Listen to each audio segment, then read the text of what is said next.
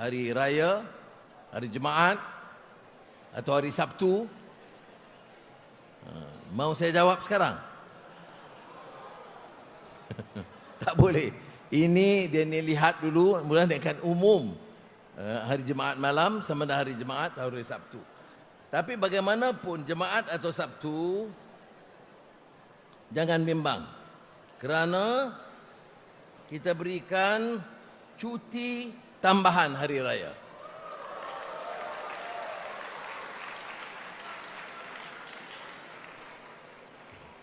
Kita beri cuti kerana kita anggap semua orang dah kerja kuat. Bulan Ramadan ni semua extra time, extra dedication, extra effort.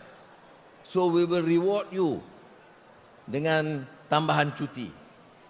Kalau yang tak extra effort, you still have a few days, please do a bit more to deserve the holidays. Jadi kalau cuti, kalau hari raya hari Jumaat 20 Mac, maka cuti tambahan pada Isnin 23 Mac.